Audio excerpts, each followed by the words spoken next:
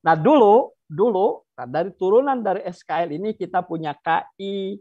KI itu fasenya per tahun. Kita lihat Bapak Ibu ada KI kelas 1, 2, 3 dan seterusnya. Lalu dari KI itu ada turunan KD.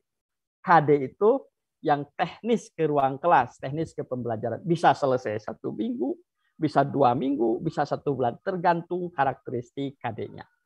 Nah, di kurikulum fasenya itu bervariasi. Ada fase 2 tahunan, ini untuk SD ya. Ada fase 3 tahun, ini untuk SMP. Ada fase 1 tahun untuk SMA di kelas 10 dan 2 tahun di SMA kelas 11 dan 12, fase terakhir fase. Fasenya begitu. Jadi kalau KI tadi fasenya tahunan, maka kalau CP, capaian pembelajaran, fasenya itu bervariasi. Lalu secara simpel, ya, tugas Bapak Ibu apa dari CP itu? Kalau dulu dari KI itu diturunkan ke KD, KD ini menjadi permennya yang ditetapkan oleh pemerintah, sehingga terkesan kaku, sehingga terkesan kurang dinamis, padahal hakikatnya sebenarnya dari dulu KD itu bisa dikembangkan, hanya sekolah tanda petik belum berani mengembangkan KD. Dulu itu sebenarnya begini, ada KD versi pemerintah dan boleh sekolah itu mengembangkan KD versinya dengan catatan apa? Kalau KD versi sekolah dilakukan, maka KD pemerintah bisa terlampaui. Artinya dikembangkan, ada ilmu pengembangannya. Nah, dulu KD itu adalah permen, sehingga mengesankan suatu dokumen yang nggak bisa dirubah, takut kalau berubah, nanti kalau sekolah merubah, tapi pengawas tidak mau berubah, jadi agak complicated. Nah, saat ini kita mengenal dengan tujuan pembelajaran. Nah, tujuan pembelajaran ini mutlak menjadi kewenangan guru di satuan pendidikan untuk merumuskannya. Formulanya kurang lebih sama dengan KD. Jadi ada proses kognitifnya kalau untuk pengetahuan, ada knowledge-nya, pengetahuannya, kontennya, boleh juga ditambah konteksnya. Nah, TP ini sekali lagi menjadi ruang bagi guru, ruang bagi sekolah untuk mengorganisasikan pembelajarannya, karena pembelajaran kan dikunci per 1 tahun. Jadi ini kemerdekaan lagi di sini. Nah, tentu agar kemerdekaan ini betul-betul bisa mendarat dengan tepat, lalu setelah mendarat betul-betul dimanfaatkan untuk berkhidmat kepada murid, maka Bapak Ibu di sekolah harus punya ilmu merumuskan tujuan pembelajaran. Agar satu, tujuan pembelajaran itu selaras dengan capaian pembelajaran. Kedua, tujuan pembelajaran selaras dengan ruang lingkup yang ada di standar isi. Ketiga, tujuan pembelajaran pada akhir jenjang itu pun harus menunjukkan keselarasan dengan SKL, standar kompetensi luhur. Jadi ilmu merumuskannya itu. Ilmunya mau mana dulu tujuan pembelajarannya, mau alurnya seperti apa, tadi seperti Pak Jul, tujuannya mau ke sana, alurnya bisa lewat jalur A, bisa lewat jalur B, itu mangga disusun dengan baik oleh Bapak Ibu. Jadi Bapak Ibu harus punya ilmu merumuskan TP. Yang pertama, luruskan, selaraskan TP itu dengan capaian pembelajaran, dengan standar isi, lingkup standar isi, dengan SKS, dan yang paling penting selaraskan, sesuaikan, atau adaptasi keberagaman peserta didik. Dibangunlah itu TP itu oleh Bapak Ibu. TP itu seperti CP. Jadi capaian pembelajaran itu kan menggambarkan seluruh kompetensi. Maka mohon nanti pengawas ya, mohon nanti kepala sekolah, mohon nanti para pengembang kurikulum analisis dulu tuh CP yang ditetapkan oleh pemerintah. Apakah betul enggak CP ini menggambarkan seluruh kompetensi utuh dari seorang murid? Karena kan bahasanya harus holistik, katanya Kak Merdeka ini cek. CP itu kelihatan enggak kompetensi pengetahuannya? CP itu kelihatan enggak kompetensi keterampilannya?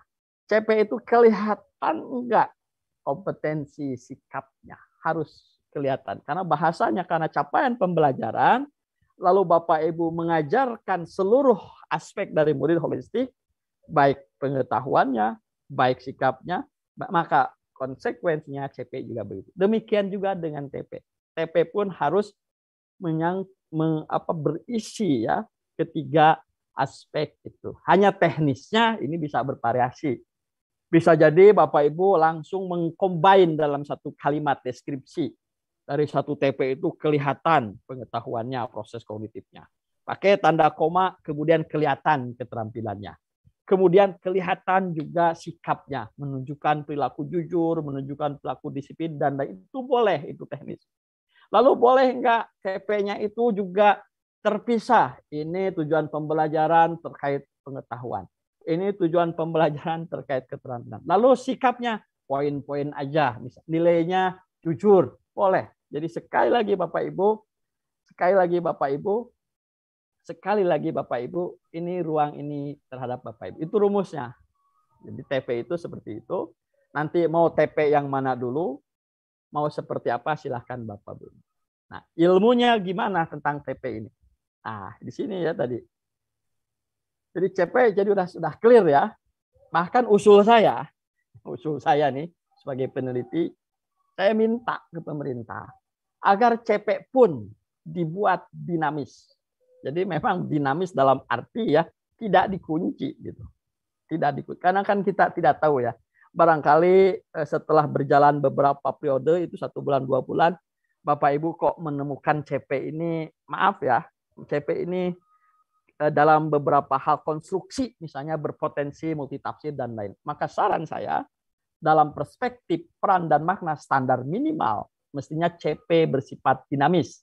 Dengan demikian sekolah mesti diberi pertolongan bukan larangan. Jadi sekali lagi Bapak Bukades nanti kalau mau berikan guidance gitu ya, mau memberikan pedoman itu sifatnya memberikan pertolongan. Pertolongannya itu opsi-opsi alternatif, bukan dilarang sana, dilarang sini. Untuk mampu mengembangkan CP selama melampaui CP versi pemerintah. Ini statement saya sebagai peneliti.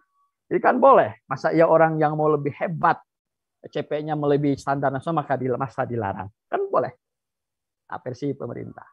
Nah, guru sekali lagi dengan pertolongan pihak relevan, ini guru-guru kita ini harus kita sama-sama tolong ya, mentransformasi diri dari pelaksana kurikulum. Kalau di zaman dulu kan pelaksana kurikulum ya, karena KD sudah ditetapkan pemerintah, maka guru mendesain aktivitas pembelajaran berdasarkan KD itu, maka sekarang paradigmanya berubah. Selain pelaksana kurikulum, juga menjadi pengembang sekaligus pelaksana kurikulum. Apa yang dikembangkan? Tadi, tujuan pembelajaran. Apa yang dikembangkan? Modul ajar, RPP. Apa yang dikembangkan? Aktivitas-aktivitas, termasuk proyek profil penguatan Pancasila. Kebermaknaan kurikulum, penting buat jadi catatan kita bersama. Kebermaknaan kurikulum terjadi hanya ketika CP, capaian pembelajaran, TP, tujuan pembelajaran, pembelajaran dan asesmen tulus berkhidmat pada murid. Jadi mestinya tuh orang ngerumusin CP berkhidmat pada murid. Kita ngerumusin TP berkhidmat pada murid. Kita mendesain aktivitas, suasana dan proses pembelajaran berkhidmat pada murid. Kita melakukan asesmen berkhidmat kepada murid. Jadi menurut saya yang ideal itu ganti murid, ganti kurikulum, bukan ganti menteri, ganti kurikulum. Ini saya sampaikan di webinar Asosiasi Pengawas Seluruh Indonesia. Nah, mari kita lihat ke kiri ini secara simpelnya. Bapak Ibu, ini kurikulum sekarang ini yang icon ya, yang menjadi tugas kita semua itu termasuk Bapak Ibu merumuskan tujuan pembelajaran. Tadi tipsnya sudah saya sampaikan. 1, selaras dengan standar isi. 2, ujung-ujungnya selaras dengan SKL. 3, selaras dengan CP. Pakai ini keselarasan ini, tujuan pembelajaran. Yang kedua, formulanya. Karena tujuan pembelajaran itu adalah kita ingin membangun proses kognitif, maka ada formulanya itu minimal 2. 1, dalam tujuan pembelajaran itu behavior-nya, perilaku yang ingin dibangunnya. Nah, tentu Bapak Ibu telah paham ya, ada perilaku kognitif, ada kata kerja kognitif itu yang kalau populer itu C1 sampai C6, ada perilaku keterampilan dan ada perilaku sikap, ini dibangun. Lalu setelah itu kontennya, knowledge-nya, memahami misalnya itu perilaku kognitif. Memahami pengetahuan apa?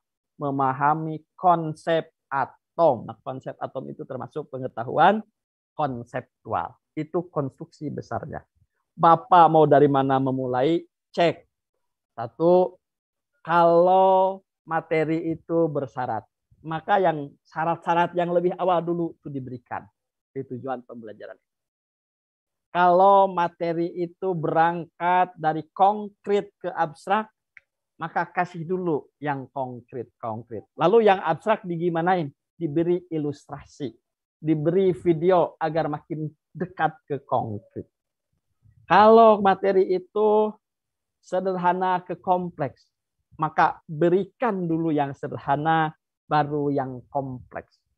Kalau materi itu dalam tanda petik, dari mudah ke sukar, dalam tanda petik, maka dimulai dulu yang mudah ke yang sukar. Jadi proses penataan alurnya seperti itu. Jangan sampai materinya perkalian dulu, kalau dalam matematika, sementara tambah kurangnya belum diberikan kepada anak. Itu rumus maksud tujuan. Dan tujuan pembelajaran ini sekali lagi menjadi domain wilayahnya Bapak Ibu di satuan pendidikan dengan fasilitasi dan pertolongan dari pengawas, dari dinas dan pihak-pihak relevan yang lainnya. Lalu tujuan ini diimplementasikan dalam aktivitas pembelajaran dan asesmen. Ini simpelnya. Lalu baik tujuan pembelajaran, baik asesmen, pusatnya berkhidmat kepada murid apa yang mau dibangun, murid yang memiliki profil pelajar Pancasila. Jadi ada dua mainstream nanti Bu aktivitas itu. Mainstream utama aktivitas intrakurikuler. Ini biasalah Bapak Ibu paham. Ada pembelajaran mainstreamnya. Mainstream pertama intrakurikuler yang biasa Bapak Ibu. Nah yang kedua sekarang ini proyek profil penguatan Pancasila. Nah kalau pembelajaran intrakurikuler tadi dikaitkan dengan capaian pembelajaran, dikaitkan dengan standar isi dan SKL, maka penguatan profil pelajar Pancasila dikaitkan dengan perkembangan fase-fase profil pelajar Pancasila, yaitu dokumennya. Harus relevan juga ke arah sana. Jadi SD seperti apa, fase iman dan takwanya, SMP seperti apa, itu semua juga harus mengait ke sana. Jadi saya ingin Bapak Ibu fokus ke yang sebelah kiri dulu, kotak dulu tuh sebelah kiri. Anggap saja yang bawah-bawah itu belum ada. Kita kan punya 6 ciri utama profil pelajar Pancasila. Bapak sudah hafal ya. 1, beriman bertakwa kepada Tuhan, berakhlak mulia. Ini juga diturunkan dari tujuan pendidikan. 2, berkebinekaan global. 3, gotong royong. 4, mandiri. 5, bernalar kritis. 6, kreatif. Kayak 6 ini kalau kita bikin kategorisasi kan ada yang dominannya sikap, ada yang dominannya pengetahuan, ada juga yang kreatif itu 2 dimensi sebenarnya. Ada kreatif dalam konteks keterampilan, ada juga kreatif dalam konteks kognitif berpikir. Nah ini di satu sisi. Kita ini negara ini ingin bangun ini. Dari mulai PAUD, dari mulai sampai SD, SMP, SMA, SMK, profil pelajar Pancasila yang memiliki 6 ciri ini. Maka SKL-nya sangat kuat nuansa profil pelajar Pancasila plus literasi numerasi yang bergradasi. Makin tinggi jenjang, makin kompleks level gradasi dari literasi dan numerasi. Jadi gitu simpelnya SKL. Ini di satu sisi ini, kotak di satu sisi. Lalu di sisi yang sebelah kiri ini, yang ada learning, innovation skill, information media, life and career skill yang Bapak Ibu kenal dulu dengan skill abad 21. Mari kita coba tuh analisis. Apakah semua ciri utama profil pelajar Pancasila ini sudah ada atau juga relevan dengan skill abad 21? Sebagian ada yang relevan, saya tandai. Cuma kalau kita lihat dengan kritis, literasi yang terkait media, informasi, dan teknologi belum secara eksplisit ada di profil pelajar Pancasila. Artinya apa? Artinya selain penguatan profil pelajar Pancasila, karena sekarang ini kita hidup di industri 4.0, di society 5.0, dan berbagai istilah lainnya, maka mohon ketika Bapak Ibu mendesain aktivitas pembelajaran, baik yang intrakurikuler maupun yang ke proyek penguatan profil pelajar, sentuh juga ini literasi yang terkait dengan informasi, media dan komunikasinya. Itu ya. Jadi nambah itu. Nambah berarti sekarang bagaimana memanfaatkan teknologi, bagaimana memanfaatkan aplikasi agar dekat dengan pembelajaran dan penelitian. Ini yang sebelah kiri. Lalu yang sebelah kanan ini ada data literasi, ada teknologi literasi, ada human literasi. Ini adalah new literasi yang baru. Ada beberapa berkaitan dengan profil pelajar Pancasila. Namun teknologi literasinya belum secara eksplisit. Nah, yang di tengah-tengah ini saya tambahkan religi dan spiritual literasi. Karena apa? Baik skill abad 21 maupun new literasi yang itu dia jauh dari sentuhan agama. Mungkin dalam dasar negaranya tidak ada ketuhanan yang Maha Esa. Nah, karena negara kita negara berketuhanan yang Maha Esa, maka saya tambahkan yang di tengah-tengah ini sebagai spirit, religi dan spiritual literasinya. Maka menjadi penting bagi kita baik di K13, K-darurat maupun merdeka, tetap mereka pun terbatas pada agama dan yang mengatur kita. Jadi ini semua ini, kotak ini saya sebut dengan pulau pembelajaran dan asesmen. Dari dulu tidak berubah. Baik K13, K13 darurat, maupun kurikulum merdeka. Ini esensinya. Jadi pesannya kalau ngajar, kalau bikin kurikulum, selain profil pelajar Pancasila, karena kita juga hidup yang sudah tidak ada batas dengan global, maka fokus juga ke literasi yang berkaitan dengan informasi dan teknologi. Ini pulau, ya sebut pulau pembelajaran dan asesmen. Apa yang bisa kita lakukan, baik pengawas, baik dinas, baik saya secara pribadi sebagai peneliti, ayo Bu, sekarang kita tingkatkan tuh pertolongan. Saya selalu menyebut pertolongan ya, bukan aturan, bukan larangan. Beri pertolongan guru dan sekolah agar mampu. Ini yang tengah ini, yang tengah itu agar mampu apa? Mengembangkan kurikulum operasional yang menggaransi murid sukses zaman kini dan zaman nanti itu saja. 2004 juga begitu bilangnya. 94 juga begitu bilangnya.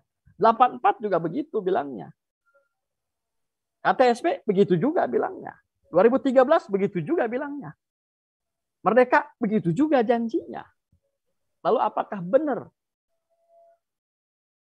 Benar, itu terjadi. Jadi perubahan kurikulum yang saya temukan esensinya, setelah saya ikutin tuh berbagai jenis perubahan, itu belum bekerja di ruang kelas. Jadi dokumennya berubah, Pak Menterinya berubah, Dirjennya berubah, Kapuskurnya berganti, tetapi belum bekerja di ruang kelas. Nah, yang paling penting dengan demikian, saya selalu mengatakan, yang paling penting ini it works. Ini bekerja di ruang kelas. Maka apa bekerja di ruang kelas? Ya pembelajarannya, ya penilaiannya. Maka pertolongan pertama Bapak Ibu kalau kita mau ya. Jadi selain ini kan kondisinya tuh ada 3 kurikulum tuh. Bagi saya secara pribadi sih, baik K13 maupun darurat maupun merdeka, semua punya kesempatan gitu ya menjadi kurikulum yang bisa menggaransi murid sukses kini dan nanti. Maka pertolongan pertama tuh bantu tuh sekolah merumuskan visi, misi, tujuan yang futuris. Ya, karena apa? Karena kurikulum kan didesain bukan untuk zaman belakang, masa lalu. Didesain minimal untuk masa kini dan masa depan anak. Futuris, clear, jelas, fleksibel, libatkan para pihak, orang tua. Bikin kurikulum yang tujuannya adaptif. Dalam bahasa saya, dalam konteks adaptif kurikulum, itu diversifikasi. Maka Bapak Ibu kenal tuh ya ada kurikulum diversifikasi. Baik K13, darurat punya peluang diversifikasi. Itu besarnya visi dan misi tujuannya. Lalu guru bisa mengembangkan kompetensinya. Nah kalau sekarang ya tujuan pembelajaran lah. Nah guru juga dibantu oleh kita agar dia bisa mendesain tujuan pembelajaran dalam konteks merdeka, bagaimana membangun tujuan pembelajaran yang benar, bagaimana menyesuaikan alur tujuan pembelajaran, memilih mana yang didahulukan, mana yang di tengah, mana yang lebih lama, mana yang lebih pendek waktunya, lalu diselaraskan dengan capaian pembelajaran per fase, diselaraskan dengan ruang lingkup di sana itu, standar isi, perjenjang di akhir harus selaras dengan standar kompetensi lulusan. Ini dibantu nih oleh kita nih. Gimana cara menurut? Ada kaidahnya, guidance-nya. Tujuan pembelajaran itu formulanya ini diajarkan oleh kita.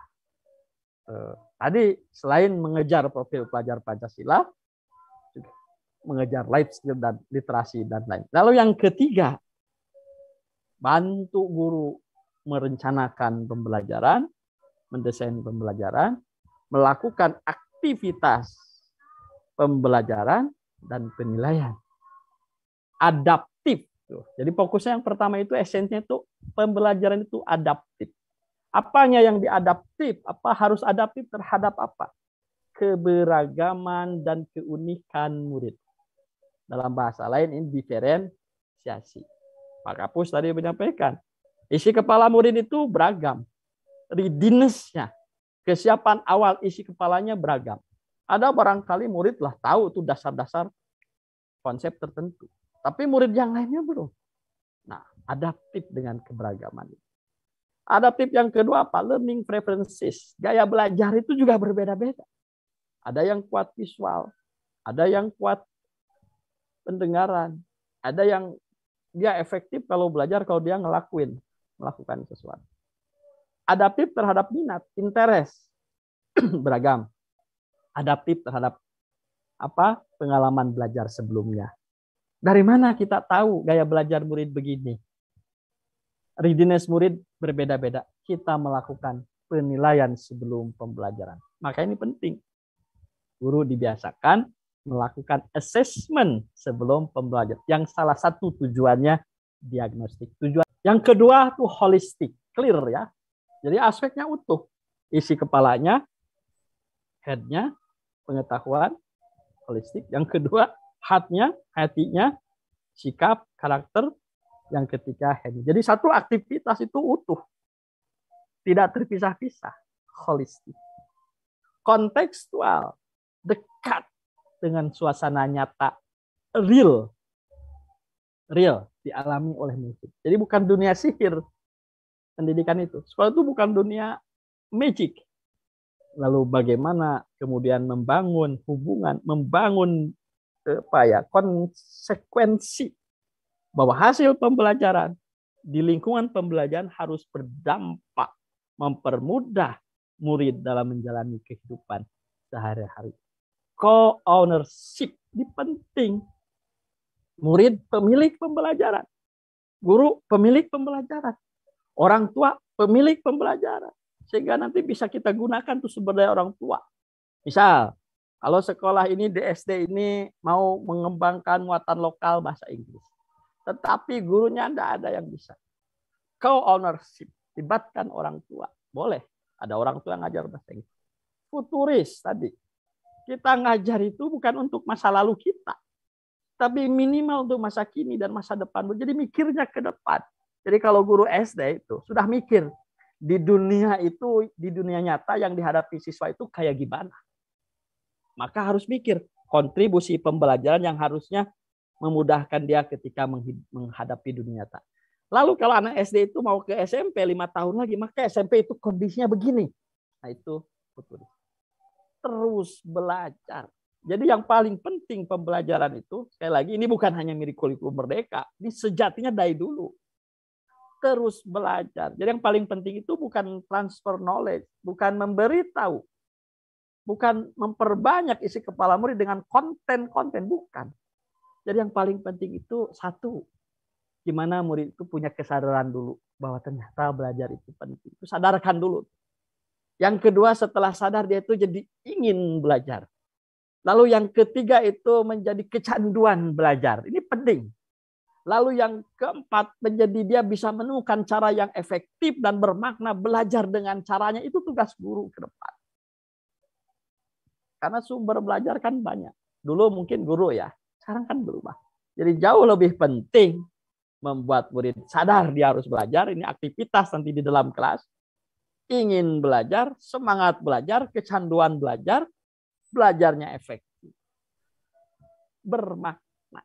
Pembelajaran ke depan itu harus bermakna. Bermakna terjadi jika ada hubungan antara yang dipelajari oleh murid dengan dunia nyata. Sehingga ada konektivitas. Itu disebut bermakna. Maka dalam bahasa saya bermakna itu ada 3 ciri. Satu, yang pertama itu berdampak nyata. Pembelajaran yang bermakna harus memiliki 3 ciri. Satu, berdampak nyata. Bukan hanya berdampak pada saat tes, tidak. Berdampak nyata. Pada apa? Pada isi kepala murid. Dampak nyata yang kedua pada sikap murid. Dampak nyata yang ketiga pada keterampilan. Harus nyata, real, dilihat orang dampak nyata. Lalu yang kedua, itu apa? Bermanfaat. Jadi banyak masalah-masalah kehidupan yang bisa dia selesaikan sebagai dampak dari pembelajaran bermakna. Lalu yang ketiga, bermakna itu berdaya guna, berlipat ganda, murid bisa mandiri melipat gandakan pengetahuan yang dia miliki di suasana belajar, bermakna, berdampak nyata, bermanfaat, berdaya guna. Bingung. Maka salah satu teori mengatakan bermakna tadi agar ada konektivitas dengan kehidupan sehari-hari. Oh, kalau ada konektivitas dengan kehidupan sehari-hari, berarti harus berbasis experience, pengalaman. Karena berbasis pengalaman, berarti murid melakukan. Karena melakukan, maka didekatilah salah satu teori pendekatan berbasis proyek. Jadi bukan berarti seluruhnya Bapak Ibu bayangkan. Jadi guru harus pandai memilah pada situasi apa, pada kondisi apa pembelajaran PBL itu tepat. Meskipun pemerintah saat ini merekomendasikan PBL, tapi bukan berarti seluruhnya. Ya, jadi tidak dikotomis. PBL yang lain enggak. More, jadi bahasanya dominan pada situasi-situasi tertentu, pada karakteristik anak tertentu. Lalu ibu lihat sumber daya yang dimiliki. Lalu lihat ibu karakteristik CP, karakteristik ruang lingkup materi di standar isi. Lalu ibu TP, oh ini mah lebih tepat menggunakan pendekatan, misalnya berbasis masalah atau yang lain. Jadi sekali lagi, menurut saya, kita tidak dikotomus. Kalau PBL berarti 100% nggak begitu memaknainya. Porsinya, gitu ya, porsinya lebih dominan yang PBL, tetapi bukan berarti yang lain tidak dilakukan. Menyenangkan, ini syarat ya. Tadi karena mau bermakna ya jangan tertekan gitu ya. Harus menyenangkan. Tapi tidak boleh juga karena menyenangkan kita lupa esensi dari mata pelajaran. Karena fitrah kan kalau menyenangkan tuh nggak mau belajar kan begitu. Hati-hati dikontrol juga. Jadi tidak loss. Efektif. Efektif itu lihat tujuan. Dengan waktu yang pendek, gitu ya, dengan cara yang nggak terlalu ribet gitu. Cara langkah yang pendek tapi ini efektif mencapai itu. Nah ini ruang-ruang kreatif ini diminta sekarang oleh pemerintah kepada Bapak Ibu.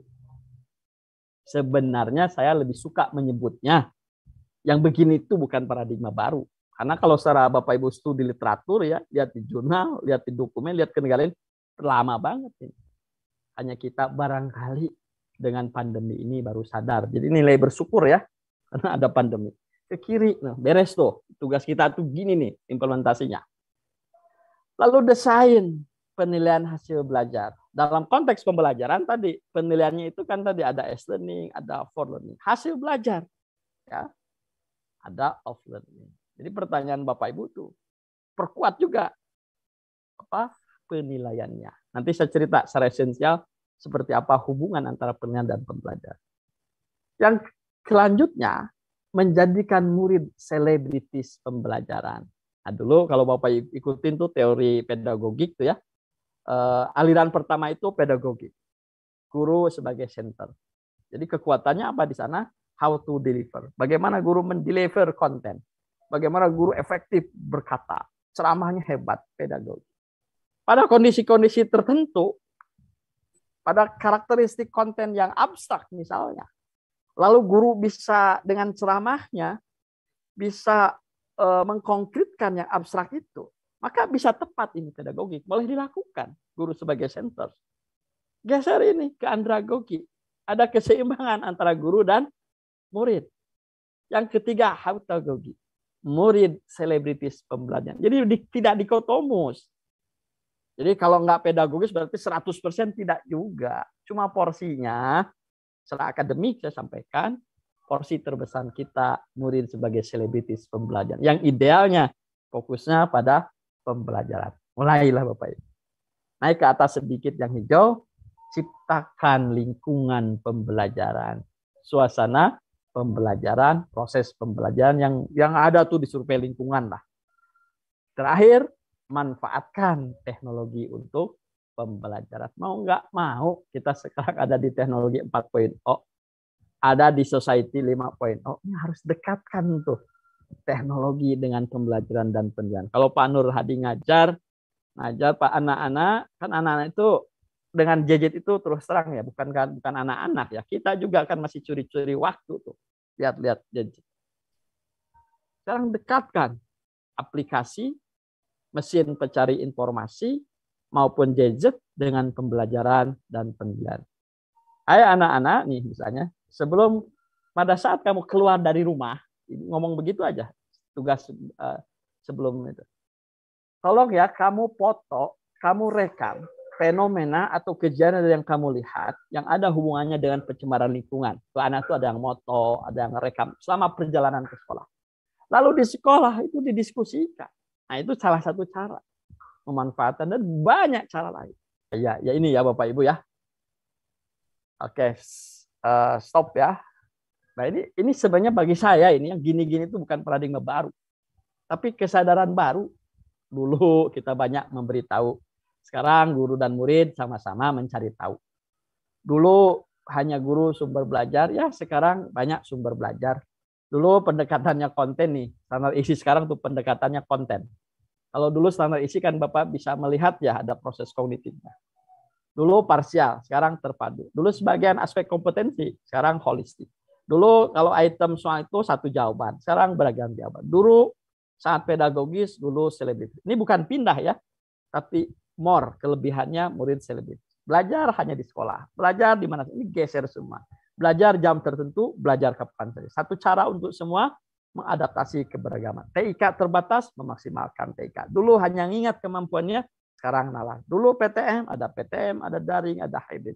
Dulu ngejar skor, sekarang ngejar kebermaknaan. Riset terakhir bahwa 52% murid efektif jika dia melakukan pembelajaran, melakukan dalam pembelajaran. Maka ini alasan juga kenapa hanya PBL kita rekomendasikan. Sekitar 30% itu seeing, melihat. Baru sisanya itu 12% listening. Jadi kalau Bapak Ibu mau tetap ceramah, jangan dominan. Risetnya menyebutkan hanya 12%. Kalau mau ngeliatin video juga nggak dominan. 30-an sekian. Yang dominan apa? Doing, melakukan sesuatu. Maka dibikinlah pembelajaran berbasis project. Jangan keliru lagi. Beda doing project dengan pembelajaran berbasis project. Kapan-kapan kita lihat. Next, dia ada periset, dia ingin tahu, dia lihat jurnal, ribuan jurnal, dia baca ribuan buku dari sebagian besar negara yang mewakili, dia hanya ingin tahu apa sih strategi yang efektif tapi murah untuk meningkatkan mutu pembelajaran. Maka yang pertama hasil riset itu, guru-guru yang membiasakan pembelajaran dan penilaian memperkuat feedback kepada murid itu efektif. Dari skala 10 dia kasih skor 9 dan dolarnya murah. Jadi aktivitasnya apa? Pembelajaran itu. Hasil pembelajaran itu berikan feedback kepada murid selama proses pembelajaran. Baik juga setelah proses pembelajaran. Agar feedbacknya benar, maka lakukan penilaian pada saat pembelajaran. Tuh, feedback. Ada ilmunya memberikan feedback. Ada feedback yang sifatnya klarifikasi. Ada feedback yang sifatnya menyimpulkan. Ada feedback yang sifatnya menghargai. Jadi banyak.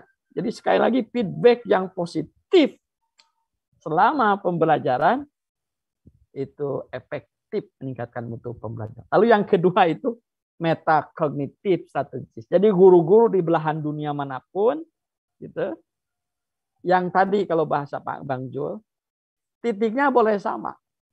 Tapi cara sampai ke titik ini anak menemukan caranya sendiri. Nah, ini metakognitif. Jadi anak kenal dirinya, anak kenal cara berpikir dia itu kayak gimana, lalu anak menemukan caranya sendiri untuk mencapai atau untuk mengetahui sesuatu, untuk memahami. Ini metakognitif. Perbanyak nanti aktivitas. Nanti kalau mau desain project, ya harus muncul ini metakognitifnya. Yang ketiga, peer tutoring. Pembelajaran atau diskusi atau konsultasi teman sebaya. Ada egaliter. Murid itu, Bu, kalau diskusi sesama temannya, dia cerita keluh kesahnya, dia tidak takut divonis bodoh. Nah, ini penting. Jadi bagaimana kemudian peer tutoring, kolaboratif, group learning. Jadi ini hasil riset. Maka saya kembangkan metode sebelah kiri. Maka guru perlu diberi ilmu, baik filosofinya, baik konsepnya, maupun prakteknya. Assessment dan learning umpan balik, metakognitif, pembimbingan sebaya, dan pembelajaran. Oh, ini sama. Nanti prakteknya itu perkuat ini. Mau nanti pendekatannya PBL silahkan. Tapi bagaimana PBL itu perkuat feedback-nya. Bagaimana di PBL itu ada suasana, ada bagian, ya, ada apa? Ada porsi. Metakognitifnya pun terjadi. Kalau peer tutoring ya pastilah ada diskusi. Kolaboratif pasti itu di PBL. Nah, ini prinsip keterpaduan dalam kurikulum. Dari dulu meskipun sekarang diperkuat. Bayangkan ini ya. Asesmen dan pembelajaran ibarat dua sisi mata uang. Bapak fokus ke gambar A. Kalau ada dua-duanya, bukan hanya ada, tetapi seia, sekata, selaras, maka pembelajaran akan efektif dan makna. Ini kasus yang A. Gambar depannya, Letjen TNI TB Simatupang. Bagian belakangnya, Bank Indonesia Rp500. Pergi ke warung, ini bisa dibelikan permen. Demikian juga asesmen dan pembelajaran. Jika ada dua-duanya, gitu ya, asesmennya ada, pembelajarannya ada, dan dua-duanya selaras, maka asesmen dan pembelajaran bisa dijadikan alat untuk meningkatkan kompetensi murid. Jika hanya ada salah satu aja seperti gambar B, maka nggak bisa dibelikan permen. Maka kalau hanya ada pembelajaran saja, kalau hanya ada penilaian saja, nggak bisa meningkatkan mutu pendidikan di ruang kelas. Kalaupun ada dua-duanya seperti yang C, tetapi nggak selaras. Pembelajarannya higher order thinking skill. TP-nya mengukur kemampuan bernalar kritis. Tapi pembelajarannya Rp200 hanya mengingat, memahami. Tetap nggak bisa meningkatkan itu. Yang D, sama-sama 500, tapi yang satunya nggak up to date. Inilah analog bahwa ada keterpaduan asesmen dan pembelajaran ibarat dua sisi mata uang. Ini hakikatnya. Kurikulum apapun Bapak Ibu. Saya sengaja berikan hal-hal yang sifatnya esensial dan lebih hakiki. Karena kan kita tidak tahu 2 tahun lagi seperti apa. Agar Bapak Ibu tidak gampang, saya berikan sesuatu yang esensi. Sehingga mau kurikulum berubah tiap hari, kalau Bapak Ibu tahu yang esensi. Nah, tinggal lanjut saja. Next. Esensi yang kedua. Asesmen ini seni menemukan, mengolah, dan memanfaatkan informasi. Asesmen dan pembelajaran ibarat peta dan perjalanan. Kalau tadi Pak Kapus mengatakan bahwa kurikulum ibarat jalan, maka dalam bahasa lain yang lebih komprehensif, selain jalan, kurikulum itu ada tujuan yang ingin dicapai. Lalu ada informasi yang mengisi, baik sebelum pembelajaran, setelah pembelajaran, maupun akhir pembelajaran. Dalam bahasa saya, asesmen dan pembelajaran ibarat peta dan pembelajaran dan perjalanan. Jadi asesmennya itu ibarat peta, informasi fokusnya. Pembelajaran itu ibarat perjalanan. Kita tuh akan menempuh, akan pakai kendaraan yang mana. Jalurnya, kalau sekarang ATP itu, alurnya mau kemana. Nah kayak gini. Saya berangkat dari pusat asesmen dan ini titik awal keberangkatan. Bawa rombongan 40 orang. Ada yang berangkatnya itu, readiness-nya itu dari Rawamangun. Oh, berarti agar sampai ke sini, saya perlu cara. Ada dia emang sudah standby di pusat asesmen. Ada juga anak itu yang jauh dari Bekasi. Itu readiness-nya, Ibu harus tahu. Sebelum dia sampai ke pusat asesmen, posisi anak itu di titik mana aja dulunya. Nah, ini lakukan penilaian sebelum pembelajaran. Tujuannya minimal 2, diagnostik. Tahu posisi awal anak. Kalau yang kedua itu, kelemahan anak itu, modal dasarnya itu apa? Tahu. Bekalnya apa? Untuk merencanakan pembelajaran. Untuk menyusun modul ajar lah bahasa kurikulum Merdeka itu. Untuk menyusun kira-kira alurnya mau kemana. Ini ada 3 alur kebetulan. Ada alur yang abu-abu, ada alur yang abu-abu tengah gabung, ada alur yang biru. Lalu tentukan tuh di awal, anak-anak sekarang kita akan melalui alur yang jalan yang biru ini. Tuh. Setelah Bapak Ibu melakukan penilaian sebelum pembelajaran. Jadi penilaian itu harus dilihat dari 4 hal. 1, waktunya. Sebelum pembelajaran, pada saat pembelajaran, setelah itu waktunya. Kedua, lihat penilaian itu dari sisi fungsinya. Ada 2, formatif, sumatif. Ketiga, lihat penilaian itu dari sisi pendekatannya. Ada S-learning, ada for learning, ada off learning. Keempat, lihat penilaian itu dari tujuannya. Ada diagnosis, ada seleksi, ada grading, dan lain-lain sebagainya. Nah, taruhlah setelah Bapak Ibu melakukan penilaian sebelum pembelajaran, kira-kira nak kita akan jalan yang biru ini. Lalu dimulailah tuh aktivitas pembelajaran berbasis proyek, mau berbasis apapun.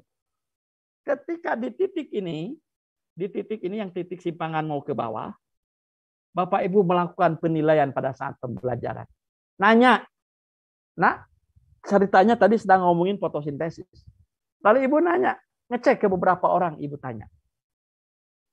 Kamu coba menurut pendapat kamu apa itu fotosintesis? Ternyata anak itu nggak ngikutin, ngawur jawabannya.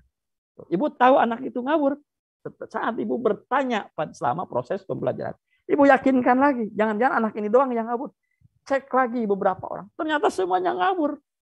Berarti Ibu mikir, saya harus berhenti sejenak, saya harus merubah gaya. Jadi guru yang hebat bukan guru yang terus maju. Guru yang hebat kadang-kadang dia berhenti sejenak. Kadang-kadang mundur ke belakang. Kadang-kadang yang cepat biarin dia cepat. Itu guru yang hebat. Kalau berhenti, dia tahu berhentinya di mana. Lalu aktivitas apa yang dilakukan selama berhenti. Maka ada booster, ada lain-lain. Nah, karena ini jadi merah, ini jalan yang biru. Kita pindah deh alurnya. Alur pakai yang paling atas, yang abu-abu. Lalu di Polda Metro Jaya, klik di sini. Ibu GR, Ibu menyangka di Polda Metro Jaya nih, tujuannya mau kemana tadi? Mau ke Kemdikbud tadi tujuannya. Di Polda Metro Jaya, Ibu katakan kepada anak-anak, alhamdulillah kita sudah sampai ke tujuan kita, yakni Kemdikbud. Padahal Ibu baru sampai Polda Metro Jaya. Kenapa sering terjadi salah tujuan? Nggak sampainya nggak tepat.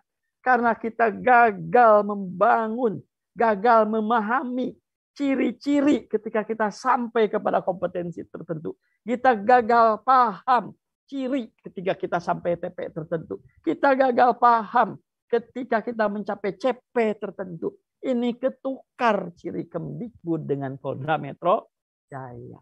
Nah, dalam pembelajaran apa? KD-nya menganalisis. Tujuannya menganalisis. Untuk tahu kemampuan menganalisis, Ibu bikin soal mengingat. Itu keliru. Nggak sampai. Nah inilah gambaran besar. Penilaian sebelum, penilaian pada saat pembelajaran, penilaian setelah pembelajaran. Fungsinya, dominannya apa sekarang? Perkuat fungsi formatif. Apa formatif? Informasi yang digunakan dalam informasi yang diperoleh dari suatu aktivitas penilaian, ini kalau formatif digunakan sebagai feedback, umpan balik untuk memperbaiki proses perjalanan atau petualangan. Siapa yang diperbaiki? Ya gurunya, ya muridnya, ya metodenya, ya gayanya. Nggak mungkin juga mengoreksi tujuan pembelajaran. Penguatannya di sana. Jadi sekarang perbanyak, Pak.